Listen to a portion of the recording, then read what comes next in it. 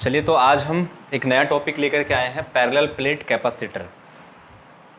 तक के हम लोग स्फेरिकल कैपेसिटर देखे हैं, हम लोगों ने एनर्जी स्टोरेज कैपेसिटर देखा है। अब से शुरुआत होता है कैपेसिटर की जर्नी, क्योंकि स्फेरिकल कैपेसिटर जो है कि जितना भी बड़ा हो जाए ना तो उसकी धारिता बहुत कम रहती है, यानी कि काफ़ी बड़ा भी लेने के बाद भी उसकी जो कैपेसिटेंस होती है ना वो बहुत ही कम रहती है, तो जिसके कारण हम उस पर ज़्यादा एनर्जी स्टोर नहीं कर सकते हैं। जैसे कि हम पृथ्वी को कुछ देर के लिए माने थे कि अगर पृथ्वी इतना बड़ा कोई गोला रहे तो उसकी जो धारिता आई थी C बराबर 711 गुने 10⁻⁻4 फैराड आया था। तो आप समझ सकते हैं कि पृथ्वी कितना बड़ा है। अगर उतना बड़ा भी हम ले लेंगे कोई चालक तो मात्र उसका धारिता बस इतने आएगा 711 गुने 10⁻⁻4 फैराड। अब पृथ्वी इतना बड़ा तो हम कंडेंसर लगा नहीं सकते हैं, है ना। मान लो पंखा खरीदें और पृथ्वी इतना बड़ा, या फिर पृथ्वी से छोटा ही ले लो, जैसे कि 1 मीटर त्रिज्या गोला, 1 मीटर की अगर हम गोला लें, 1 मीटर त्रिज्या वाला गोला लेंगे तो कितना हो जाएगा इसका धारिता C बराबर 1/9 इंटू 10⁻9 इंटू रेडियस इसका R हो जाएगा। तो C बराबर बच गया 1/9 इंटू 10⁻⁻9। तो आप समझ सकते हैं कि 10⁻⁻9 कितना छोटा होता है। तो अगर हम 1 मीटर का भी गोला लेंगे, 1 मीटर आप समझ सकते हो ना कि 1 मीटर कितना बड़ा होता है, तो 1 मीटर का भी अगर हम कंडेंसर बनाएंगे 1 मीटर त्रिज्या वाला, तो उसका भी कैपेसिटेंस बहुत कम होता है, 1/9 इंटू 10⁻⁻9 होता है। अब इतना कम कैपेसिटी में एनर्जी भी कम स्टोर होगा। अब जब एनर्जी कम स्टोर होगा तो पंखा जिस स्पीड से चलना चाहिए, कैमरा का फ्लैश को जितना लाइट देना चाहिए उतना लाइट दे नहीं सकता है ना, मोटर को स्टार्ट होने के लिए जितना एनर्जी चाहिए उतना एनर्जी नहीं मिल सकता है। अब मान लो कि टीवी हम खरीदे हैं या फिर मोबाइल फ़ोन में देखते हैं कंडेंसर लगा होता है, उसमें 1 मीटर त्रिज्या का हम एक तो कंडेंसर ही लगा देंगे तो मोबाइल कितना बड़ा हो जाएगा, तो फिर पॉकेट में लेके कैसे घूमेंगे। तो इसीलिए ये सब कमी को दूर करने के लिए और भी रिसर्च किया गया और एक नया तरह का कैपेसिटर डिजाइन हुआ जिसको हम कहते हैं पैरेलल प्लेट कैपेसिटर। तो यहाँ पे हम पैरेलल प्लेट कैपेसिटर का एक पार्ट पढ़ेंगे, उसके बाद इसी कैपेसिटर में जब हम डाई इलेक्ट्रिक को इंड्यूस कर देते हैं, डाई इलेक्ट्रिक मटेरियल को हम जब डालते हैं उसमें, तब उसका कैपेसिटी में क्या प्रभाव पड़ता है उसके बारे में भी पढ़ेंगे। तो सबसे पहले तो आप हेडिंग लगा लो, एक पेन कॉपी उठा करके, पैरेलल प्लेट कैपेसिटर या फिर कंडेंसर।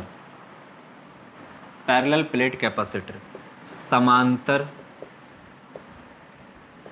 प्लेट संधारित्र।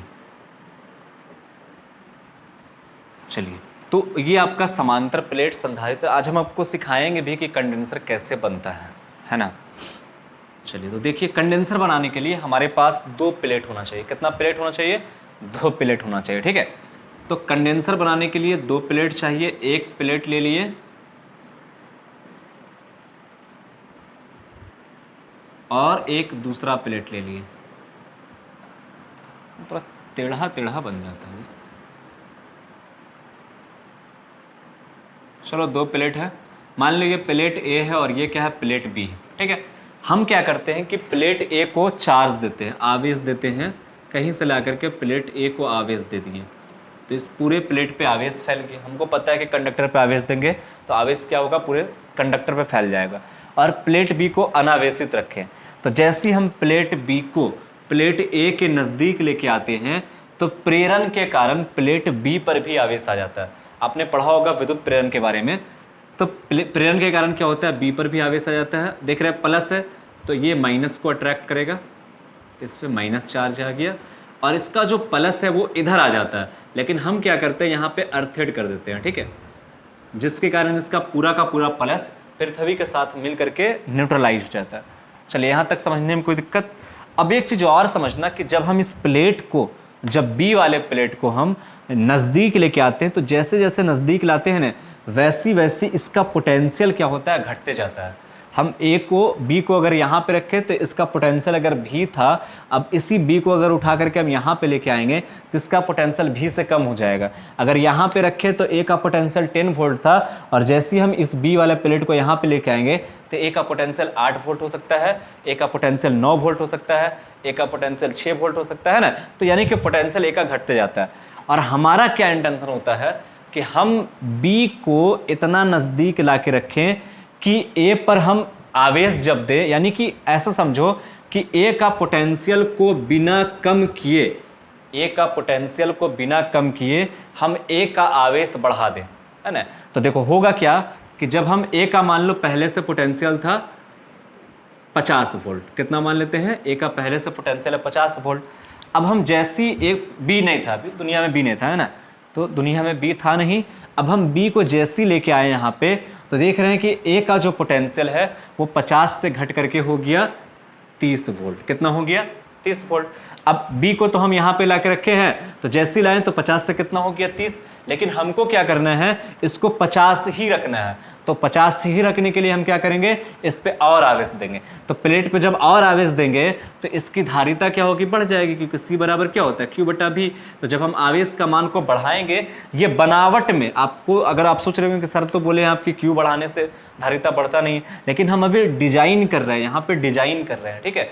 ये एक अलग है कि कोई भी कैपेसिटर का फिक्स वैल्यू होता है उसकी कैपेसिटी, लेकिन जब डिजाइन किया जाता है कैपेसिटर को कि कितना दूर पे हम दूसरा प्लेट को रखें कि वो इतना चार्ज को स्टोर कर ले, तो वो सिर्फ डिजाइन किया जा रहा है यहाँ पे ना, प्रैक्टिकल वैल्यू।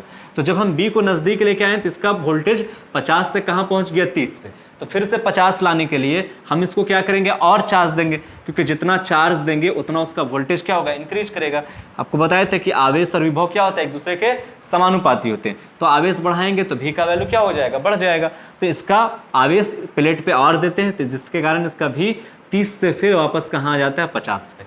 और जब जैसी 50 पे आ जाता है तो हम बी को भी फिक्स कर देते हैं और ए को भी फिक्स कर देते हैं। अब मेरा ये समांतर प्लेट संधारित्र बन के तैयार हो गया, है ना। चलिए, अब जब ये बन के तैयार हो गया तब इसकी धारिता कितनी होगी, सी का वैल्यू कितना होगा, वो हम फाइंड करेंगे। तो कैसे फाइंड करेंगे, देखते हैं। अब देखो यहाँ पे चार्ज कैसा है, प्लस, यहाँ पे चार्ज कैसा है, माइनस। सपोज मान लो कि दोनों का जो फिक्स हुआ डी पे जाकर के फिक्स हुआ, है ना, डी दूरी पर जाकर के दोनों प्लेट फिक्स हो गया। अब देख रहे हैं यहाँ पे प्लस चार्ज, यहाँ पे माइनस चार्ज, तो इस बीच में एक इलेक्ट्रिक फील्ड प्रोड्यूस करेगा, है ना, इलेक्ट्रिक फील्ड उत्पन्न होगा प्लेटों के बीच में। अरे होगा नहीं यार, यहाँ पे कैसा चार्ज है, प्लस, और यहाँ पे कैसा चार्ज है, माइनस। तो एक पे प्लस दूसरे पे माइनस, तो बीच में क्या होगा, इलेक्ट्रिक फील्ड आएगा। तो बीच में इलेक्ट्रिक फील्ड भी प्रोड्यूस हो गया, ना, विद्युत क्षेत्र पैदा हुआ, ठीक है। तो पहले हम कुछ लिख लेते हैं कि माना दो प्लेट ए तथा बी है, जिसमें सपोज मान लो कि ये जो प्लेट ए है और प्लेट बी है, दोनों का क्षेत्रफल ए है, कैपिटल ए, ठीक है। जिसमें, तो ए बी को हटा देते हैं, एक्स वाई ले लेंगे ताकि ए मैच ना करे, एक्स तथा वाई है, जिसमें प्रत्येक प्लेट, देखो अब जैसे हम लिख रहे हैं वैसे ही आपको एग्जाम में भी लिखना है। पैरेलल प्लेट कैपेसिटर अगर पूछा जाएगा तो एग्जाम में इतना बात को लिखना है, जितना लिख रहे हैं उसमें कोई कटौती नहीं करना है। जिसमें प्रत्येक प्लेट का क्षेत्रफल कितना है, ए है। यदि प्लेटों के बीच की दूरी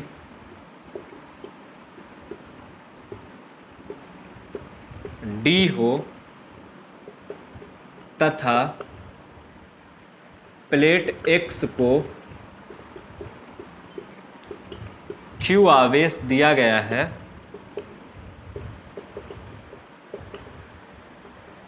तब प्रेरण के कारण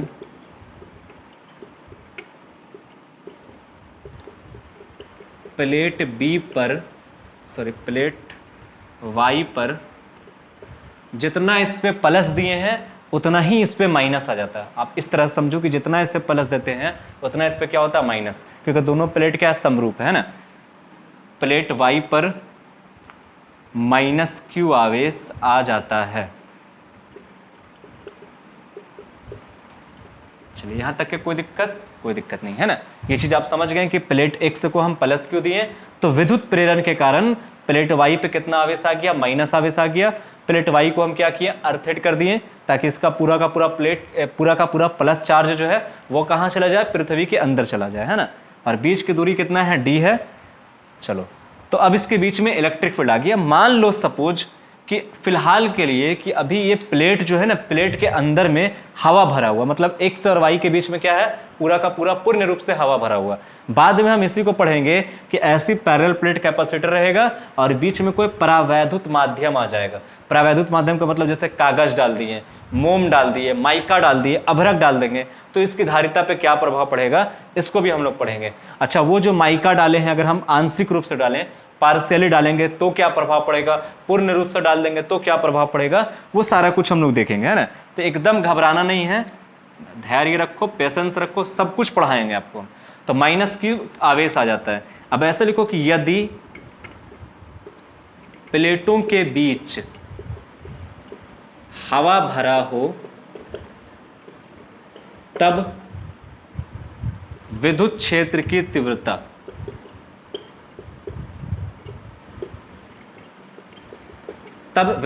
तीव्रता अगर मान लो कि दोनों प्लेट के बीच में, है ना, इसके बीच में हवा भर दिया जाए, क्या रहे, हवा रहे, कोई माध्यम ना रहे, सिर्फ हवा रहे, कागज वगज कुछ नहीं है, तो ये जो इलेक्ट्रिक फील्ड होगा, ये इलेक्ट्रिक फील्ड का मान प्लेट के बीच में, प्लेट को बीचों बीच में इलेक्ट्रिक फील्ड का मान कितना होगा, तो इलेक्ट्रिक फील्ड का मान कितना हो जाएगा, तो हम लोग को पता है कि अगर मान ले इस प्लेट पे क्यू आवेश है, एरिया ए है, तो इसका जो पृष्ठ घनत्व होगा वो कितना हो जाएगा, सिग्मा, है ना। सिग्मा बराबर क्या हो जाता है, क्यू बटा ए। पढ़े ना कि प्रति एकांक क्षेत्रफल पर दी गई आवेश को क्या कहते हैं, पृष्ठीय आवेश घनत्व कहते हैं, और उसको किससे लिखते हैं, सिग्मा से लिखते हैं। सब भुला गया और रहो ना शादी ब्याह में व्यस्त ना, जो भूल गए होंगे ना उसको लग रहा होगा कि हाँ सही बोला जा रहा है। तो कम से कम पिछला जो पढ़ाया गया है ना बाबू, ये सब चार्ज वाला चैप्टर में पढ़े थे, विद्युत आवेश, विद्युत बल, वो वाला चैप्टर में पढ़े थे, तो सब एक बार देख लीजिएगा। तो ई बराबर क्या हो जाएगा, सिग्मा बाई एप्सिलॉन नॉट हो जाएगा। इसका भी सिग्मा बाई 2 एप्सिलॉन, इसका भी सिग्मा बाई 2 एप्सिलॉन, दोनों एक दूसरे का अपोजिट रहेगा, है ना। तो मतलब कितना हो जाएगा, सिग्मा बाई एप्सिलॉन नॉट हो जाएगा। देखो प्लस के कारण इलेक्ट्रिक फील्ड इधर, माइनस के कारण भी इधर, तो sigma by 2 epsilon plus sigma by 2 epsilon क्या हो जाएगा, सिग्मा बाई एप्सिलॉन हो जाएगा। तो प्लेटों के बीच में जो विद्युत क्षेत्र बना ना वो कितना बना, सिग्मा बाई एप्सिलॉन नॉट बन गया। अगर माध्यम रहता ना इसके बीच में तो एप्सिलॉन नॉट के जगह पे हम लोग और क्या ऐड करते, एप्सिलॉन आर भी करते, जबकि हमने माध्यम क्या माना है, सिर्फ हवा भरा हुआ, ठीक है। तो ई बराबर क्या हो गया, सिग्मा बाई एप्सिलॉन नॉट, और जहां सिग्मा क्या है, चूंकि सिग्मा बराबर है क्यू बटा ए। चलो क्लियर है यहाँ तक के, ई बराबर निकल गया सिग्मा बटा ए। अब हम लोगों को चाहिए भी चाहिए, क्योंकि धारिता ज्ञात करनी है ना, हम लोग को क्या निकालना है, धारिता ज्ञात करनी है। विद्युत क्षेत्र मिल गया ना, तब ऐसे लिखेंगे कि प्लेटों के बीच विभवांतर, क्योंकि धारिता निकालने के लिए क्या चाहिए हमको, आवेश चाहिए और विभव चाहिए। तो प्लेटों के बीच विभवांतर कितना हो जाएगा, तो देखो एक रिलेशन पढ़े थे विद्युत विभव, विद्युत विभवांतर और विद्युत क्षेत्र में एक संबंध पढ़े थे ना, relation between electric field and potential difference. वहां पे हमने पढ़ा था कि ई बराबर होता है v बटा एक्स, है ना, dv बटा dx से पढ़े थे। ई बराबर क्या होता है, dv बटा dx। तो इसी को हम ऐसा लिख सकते हैं ना, ई बराबर dv का मतलब क्या, एक तरह का पोटेंशियल डिफरेंस यानी विभव है, v और x का मतलब क्या है, दूरी है। तो यहाँ पे फिलहाल हम x ही रखते हैं या दूरी ले लेते हैं। प्लेटों के बीच की दूरी कितना है, d है। हमसे पूछा गया कि दोनों प्लेट के बीच का विभवांतर कितना होगा, तो हम मान लो कि दोनों प्लेटों के बीच का विभवांतर v है, ठीक है।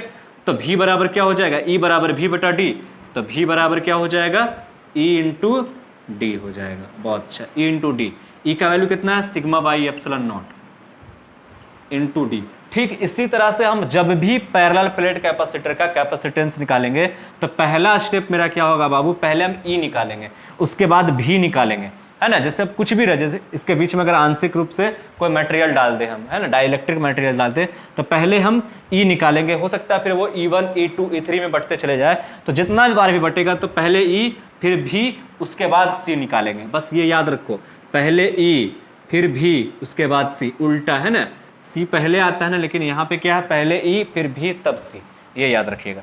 तो भी बराबर क्या हो जाएगा, sigma by epsilon naught into T.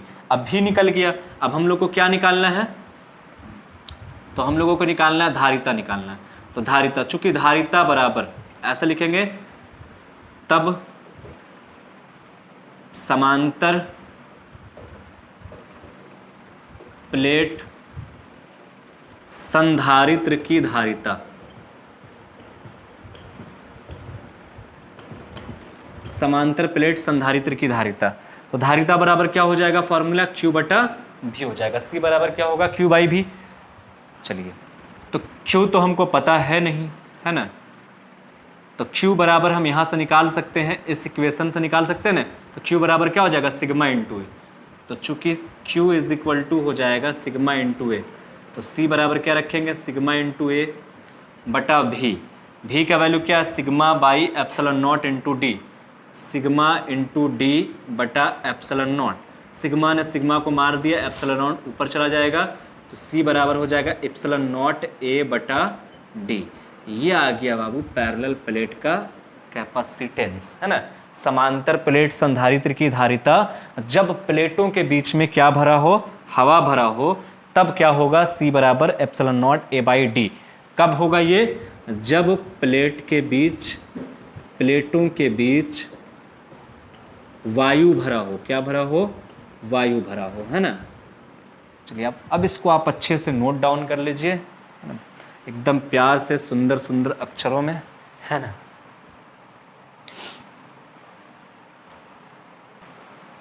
चलिए तो जब प्लेटों के बीच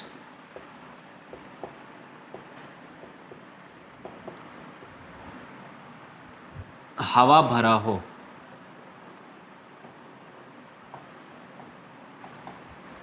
तब धारिता कितना हुआ था, C बराबर epsilon not A by D. ये आया था ना, C बराबर epsilon not A by D. अब अगर मान लो कि यदि प्लेटों के बीच पूर्ण रूप से कोई पदार्थ भरा हो ना, कोई परावैद्युत पदार्थ भरा हो, तब इसकी धारिता में क्या प्रभाव पड़ेगा। जैसे कि ये प्लेट है और ये X है और ये Y है, और ये दोनों प्लेट के बीच में हम कोई ऐसा माध्यम ला के डाल दे, जैसे डाई इलेक्ट्रिक माध्यम, इंसुलेटर टाइप का पदार्थ, जैसे कि हम मान लो कि दोनों पदार्थों के बीच में हम कागज़ ला करके रख दिए, कुट ला करके रख दिए, या फिर हम अभ्रक ला करके रख दिए, या फिर माइका ला के रख दिए, इसके बीचों बीच में संपूर्ण रूप से आप समझ सकते हो कि ये पूरा क्लोज है, ये ठीक है, पूरा क्लोज है, क्लोजली पूरा संपूर्ण रूप से इसमें हम क्या किए, कागज़ ला करके भर दिए। तब उस कंडीशन में इसकी धारिता में क्या चेंजेस आएगा, क्या बदलेगा या नहीं बदलेगा, उसको देखते हैं। और मान लो कि जो पदार्थ हम डालें उसकी जो आपेक्षिक विद्युतशीलता है, डाई इलेक्ट्रिक, है ना, डाई इलेक्ट्रिक कांस्टेंट जिसको कह सकते हैं, वो कितना है, एप्सिलॉन आर है। तब देखो क्या हो जाएगा, यदि प्लेटों के बीच एप्सिलॉन आर परावैद्युत का माध्यम भरा हो, तब संधारित्र की धारिता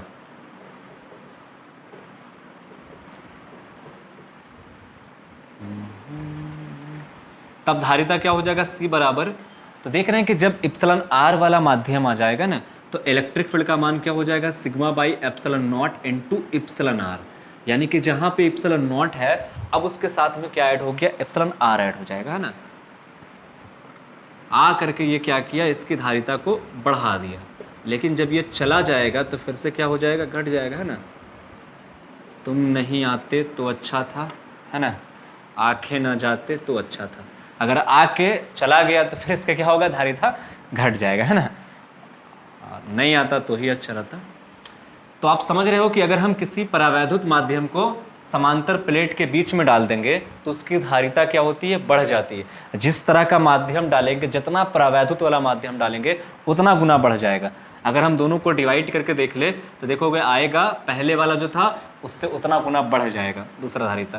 खैर वो करने की जरूरत नहीं, आप इतने समझ जाओ कि अगर कोई माध्यम रहे हवा के अलावा पूर्ण रूप से, संपूर्ण रूप से, अभी आंशिक रूप से नहीं, आंशिक रूप से रहेगा तो इक्वेशन कुछ और आएगा। आंशिक का मतलब ये हुआ कि जैसे कि मान लो कि ये प्लेट है X और ये है प्लेट Y, लेकिन हम पूरा में नहीं, मान लो कि हम T मोटाई का एक अभ्रक का टुकड़ा लेके आए, है ना, या फिर T मोटाई का कागज का टुकड़ा ला करके डाल दिए, बाकी इनने हवा है और इनियो क्या हवा है, और बीच में खाली हम ला करके क्या किए, टी मोटाई का कोई पदार्थ, डाई इलेक्ट्रिक पदार्थ ला के डाल दिए। अब यहाँ कई सारे लोग को लग रहा है कि डाई इलेक्ट्रिक क्या होता है सर, डाई इलेक्ट्रिक तो पढ़े ही नहीं है। तो घबराओ मत, कल वाले क्लास में हम डाई इलेक्ट्रिक बताएंगे कि डाई इलेक्ट्रिक क्या होता है, डाई इलेक्ट्रिक कॉन्स्टेंट क्या होता है ना।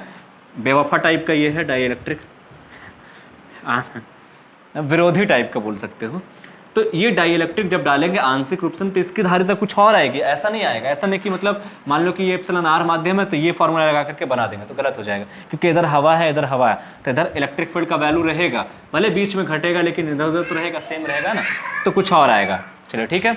तो जब पूर्ण रूप से प्लेटों के बीच एप्सिलॉन आर परावैद्युत का माध्यम पूर्ण रूप से भरा हो, ठीक है, पूर्ण भरा हो, पूर्ण रूप से भरा हो, ये चीज को ऐड करना, पूर्ण रूप से भरा हो, तब संधारित्र की धारिता क्या होगा, epsilon not epsilon R A by D. और इसको हम लोग आंशिक रूप से कल पढ़ेंगे। आज हम लोग इस पे कुछ क्वेश्चन कर लेते हैं कि अगर C बराबर यानी कि हवा भरा हुआ रहेगा तो किस तरह का क्वेश्चन आएगा। उसके बाद इसका डीपीपी भी देख लेंगे, आज आपका डीपीपी अपलोड कर दिया जाएगा। तो फिलहाल आप इसको नोट डाउन कर लीजिए।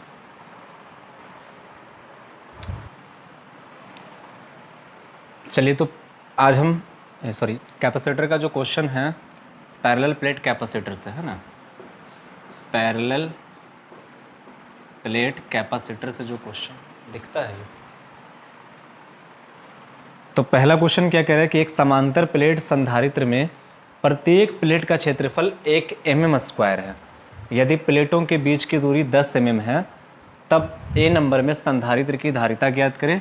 और B नंबर में क्वेश्चन बोला गया है कि यदि प्लेटों के बीच 5 परावैद्युतांक वाला माध्यम हो तब धारिता क्या होगा, है ना। मतलब दो तरह का क्वेश्चन है। एक तो बोला गया कि धारिता पहले ज्ञात कीजिए जब हवा भरा हो, है ना।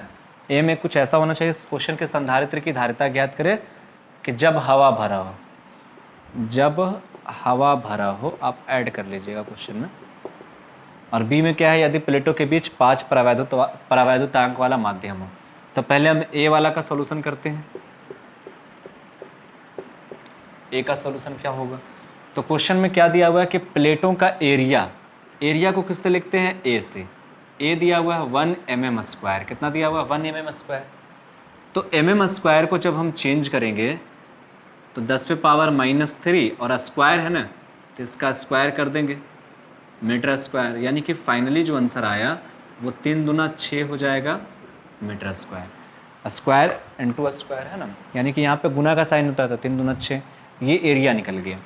बीच की दूरी, तो प्लेटों के बीच की दूरी, अभी देखो हम 2 प्लेट जो बनाए थे, दोनों प्लेटों के बीच की दूरी कितना लिए थे, कितना से माने थे, d से माने थे, है ना। तो d बराबर क्वेश्चन में कितना दिया हुआ है बाबू, 10 mm।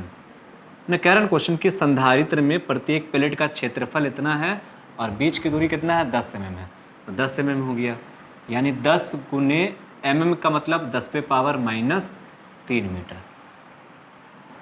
तो बोला गया धारिता बताइए, C बताइए, C कितना होगा। चलो हटा देना इसको।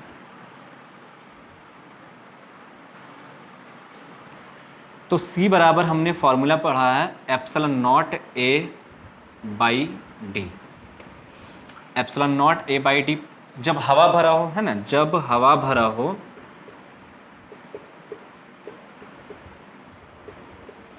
तो हमने C बराबर क्या फॉर्मूला पढ़ा, ε0 A/d। तो ε0 का वैल्यू कितना होता है, 8.85 × 10⁻12। भूल गए हो, ε0 का वैल्यू क्या होता है, 8.85 × 10⁻12। A का वैल्यू कितना होता है, 10⁻6 क्वेश्चन में दिया हुआ है, बटा D का वैल्यू कितना है, 10 × 10⁻³ दिया हुआ, रख दिए सबको।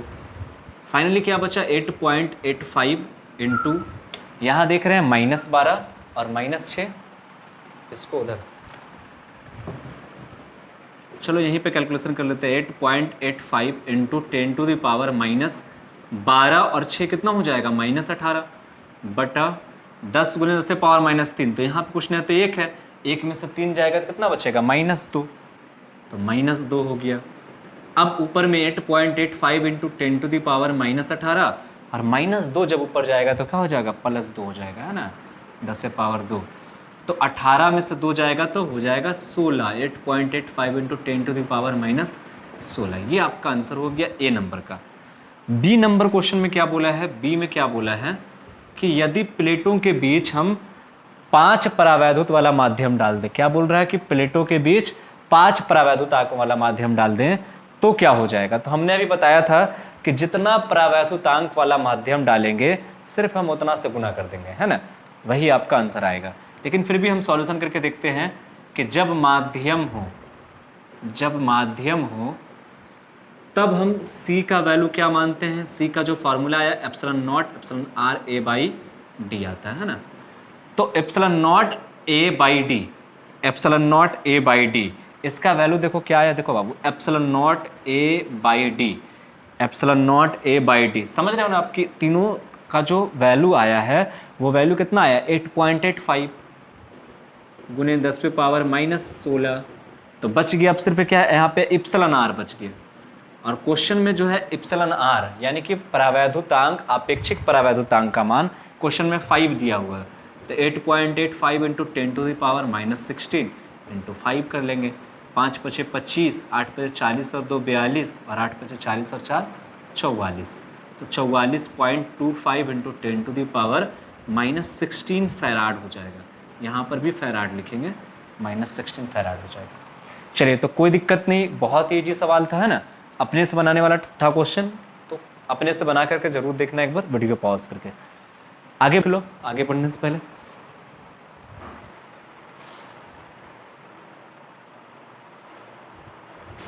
पॉज करके। तीसरा नंबर क्वेश्चन पूरा गायब है।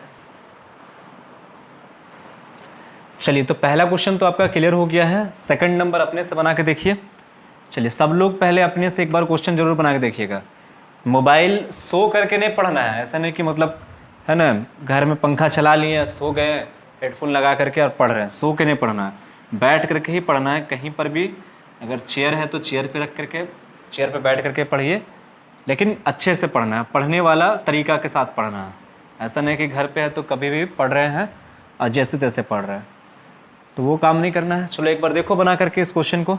सेकंड नंबर क्या कह रहा है कि एक समांतर प्लेट संधारित्र की धारिता 8 माइक्रोफैराड है, इसकी प्लेट के बीच की दूरी आधी कर दी जाती है तथा प्लेटों के बीच का स्थान 5 परावैद्युतांक वाला माध्यम से भर दिया जाए तो संधारित्र की धारिता क्या होगी।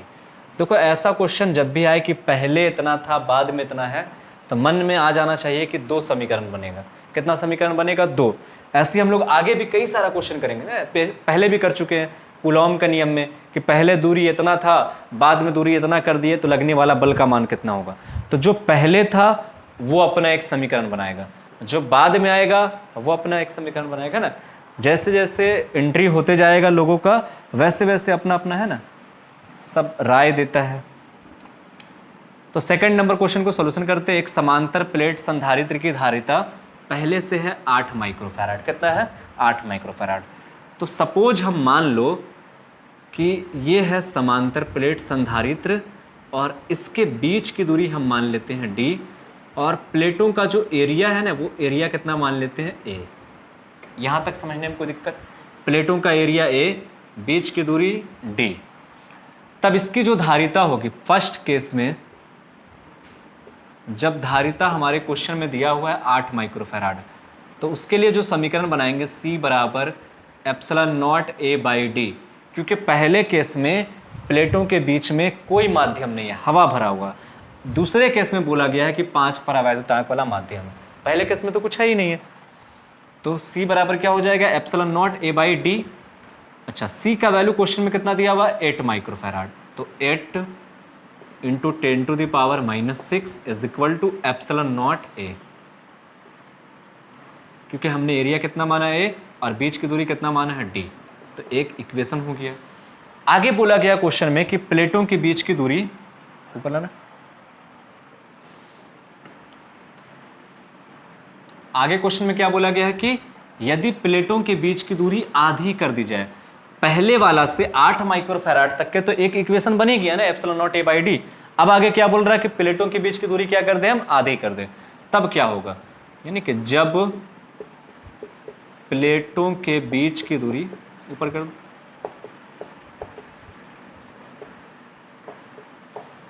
आधी कर दी जाए, सोच लो आधी कर देंगे, कितना बेचारा को सताया जा रहा है।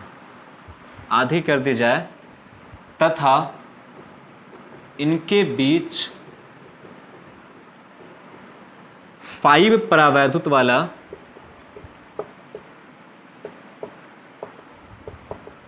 माध्यम हो, तब इसकी जो धारिता होगी वो धारिता कितना होगा? तो इसकी धारिता को हम C डैश मान लेते हैं। कितना मान लेते हैं? C dash. तो फॉर्मूला हो जाएगा epsilon naught into epsilon R A by D, क्योंकि इसमें क्या है, कुछ ना कुछ परावैद्युत है और परावैद्युत वाला फॉर्मूला लगाएंगे। तो एप्सिलॉन नॉट को वैसे रहने दो, एप्सिलॉन आर के जगह पे कितना बोल दिया? 5 परावैद्युत वाला, तो 5 रहने देंगे। ए सेम रहेगा, ए तो कुछ नहीं हो रहा। दूरी को कितना कर रहे हैं हम? आधी कर रहे हैं। तो पहले दूरी था डी, अब दूरी कितना हो जा रहा है? डी डैश मान लेते हैं इसको, डी बाई 2 आधी। 2 कहाँ चला जाएगा? ऊपर, तो हो जाएगा 2 पचे 10 यानी 10 epsilon not A by D. ये किसका वैल्यू आया? C डैश का। इसको हम इक्वेशन सेकंड मान लेते हैं। अब हम क्या करते हैं कि इक्वेशन फर्स्ट में, समीकरण फर्स्ट में सेकंड से डिवाइड करने पर, तो फर्स्ट क्या है? C है, first 8 into 10 to the power minus 6 है। सेकंड क्या है? 10 C डैश बराबर के एक साइड वाला, वो ज़्यादा ही एक्साइटेड हो रहे हैं, epsilon not A by D. Second में क्या है? 10 epsilon not A by D. D से D cancel, epsilon not A से एप्सिलॉन नॉट, 1 बाई 10 हुआ, 8 into 10 to the power minus 6 by C dash is equal to 1 by 10। 10 इधर गुना हो जाएगा तो क्या हो जाएगा? C dash is equal to 10 या 80 गुने 10 पे पावर माइनस 6, यानी कि C डैश बराबर 80 माइक्रो फैराड। इधर कुछ नहीं दिखता है, बड़ी परेशानी है बाबू। 10 या 80 गुने 10 पे पावर माइनस 6 बराबर C डैश, ये इसलिए C डैश बराबर क्या हो जाएगा? 80 माइक्रो फैराड।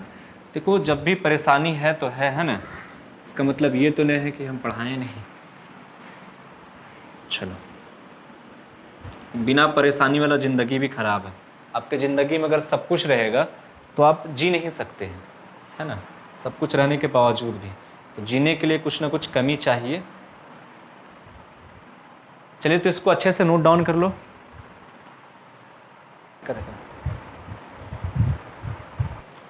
चलो नेक्स्ट क्वेश्चन आपके सामने दिख रहा होगा, और क्वेश्चन का PDF भी हम टेलीग्राम पे डाल देंगे, जैसे कि हर दिन डाल रहे हैं। तो ये JEE मेन 2014 में क्वेश्चन पूछा गया है। कहे भी थे कि हम लोग JEE मेन का भी एक आध क्वेश्चन जरूर डालेंगे, है ना। हर दिन नहीं हो सकेगा तो अल्टरनेट करके भी डालेंगे, ताकि जो बच्चे, कोई भी बच्चा अगर एंट्रेंस का भी तैयारी कर रहा होगा तो उसको भी कहीं ना कहीं सपोर्ट मिल जाए। तो एक बार बना के देखिए अपने से। बड़ा ही हल्का क्वेश्चन है ना, बहुआ टाइप वाला सवाल है। एक समांतर प्लेट संधारित्र 2 वृत्ताकार प्लेटों से मिलकर बना है। तो समांतर प्लेट संधारित्र आयताकार प्लेट से भी बन सकता है और वृत्ताकार प्लेट से भी बन सकता है। तो एक समांतर प्लेट संधारित्र कितने से बना है? 2 वृत्ताकार प्लेट से बना है। आगे बोला गया प्लेटों के बीच की दूरी 5 mm है और इनके बीच 2.2 मान का परावैद्युतांक रखा है। जब परावैद्युतांक में रखा है तब विद्युत क्षेत्र का मान, ये पता नहीं, तब विद्युत क्षेत्र का मान इतना मीटर रहता है। ठीक है, तो आपसे पूछा गया कि धनात्मक प्लेट पर आवेश घनत्व का मान क्या होगा। मतलब कि जैसे हम इतना मान वाला परावैद्युतांक डाल देते हैं ना प्लेटों के बीच में, ये प्लेट है और प्लेटों के बीच में हम जो परावैद्युत डाले हैं वो परावैद्युत कितना मान का डाले? 2.2 मान का। तो इसके बीच में जो इलेक्ट्रिक फील्ड बनता है ना, इलेक्ट्रिक फील्ड, वो कितना हो जाता है? 3 × 10⁴ हो जाता है ना, 3 × 10⁴ वोल्ट पर मीटर हो जाता है। तो आपसे पूछा गया है कि हर एक प्लेट पे आवेश का घनत्व कितना होगा, आवेश का पृष्ठ घनत्व यानी सिग्मा का मान कितना होगा, ये आपसे पूछा गया। सिंपल है, बना के देखिए एक बार अपने से। चलिए ट्राई कीजिए, ट्राई करने में कुछ नहीं जाता है ना। कोशिश पे दुनिया कायम है, तो हम लोग को भी कायम रहना चाहिए। चलो देखते हैं कैसे बनेगा। तो हम लोगों को क्या डेटा दिया हुआ है, इलेक्ट्रिक फील्ड, और निकालना क्या है, सिग्मा। तो हमने अभी फॉर्मूला पढ़ा था इलेक्ट्रिक फील्ड बराबर सिग्मा बाई एप्सिलॉन नॉट, लेकिन ये कब, जब प्लेटों के बीच हवा भरा हो। लेकिन अभी प्लेटों के बीच एप्सिलॉन आर माध्यम का या फिर 2.2 माध्यम का प्रावैधुत है। तो फार्मूला क्या हो जाएगा, epsilon naught into epsilon R, sigma निकालना है। तो सिग्मा बराबर क्या हो जाएगा, ई, इलेक्ट्रिक फील्ड है ये, E into epsilon naught into epsilon R. ये फार्मूला है बाबू, और ये फार्मूला लगा करके बना लो। डेटा लिख लेते हैं। ई का मान कितना है, 3 × 10⁴ वोल्ट पर मीटर। कई लोग बुरा मान जाएंगे कि यहाँ पे वोल्ट पर मीटर है सर जबकि वोल्ट पर मीटर और न्यूटन पर कूलम क्या है, दोनों विद्युत क्षेत्र का मात्रक है। अच्छा चलो, एप्सिलॉन आर का वैल्यू कितना है, 2.2, बहुत अच्छा। और क्या चाहिए हम लोग को, एप्सिलॉन नॉट, पता है सबको, 8.85 इंटू 10⁻⁻12। अब इसमें पुट कर दो सब। सिग्मा इज इक्वल टू ई का मान 3 इंटू 10⁻⁴, एप्सिलॉन नॉट का मान 8.85 इंटू 10⁻⁻12, उसके बाद एप्सिलॉन आर का मान 2.2। कितने लोगों से ये क्वेश्चन बन गया था, ईमानदारी से कमेंट करके जरूर बताइएगा, ईमानदारी से, है ना, बेईमानी से नहीं। बेईमानी से बताओगे तो हो सकता है तुम्हारा मोबाइल हैंग कर जाए तो ईमानदारी से बताना है कि कितने लोग का ये क्वेश्चन बन गया था या फिर एक भी क्वेश्चन बना था, ईमानदारी से। कई सारे बच्चों का रिस्पॉन्स आना अब खराब हो गया है। तो अब सिग्मा बराबर देख लेंगे, गुना भाग कर दो यार, 2.2 22 दिया कितना हो जाएगा, 66 हो जाएगा, 6.6 इंटू 8.85, पावर वाला देख लो, 4 - 12 कितना हो जाएगा, -8 हो जाएगा। अब इसको इससे गुना कर दो, जो आएगा आपका आंसर है। सिग्मा का क्या होता है, कूलम पर मीटर स्क्वायर, ये आपका आंसर है। चलो इतना काम तो तुम कर ही सकते हो, है ना, इतना भी कोढ़ी बनने से फ़ायदा नहीं है। ठीक है, तो आज के लिए इतना ही है। अब मिलेंगे फिर नए लेक्चर में, है ना, इसी चैनल पे। तब तक के लिए हंसते रहिए, मुस्कुराते रहिए और घर पे रहिए, बाहर निकलने से कोई फ़ायदा नहीं है।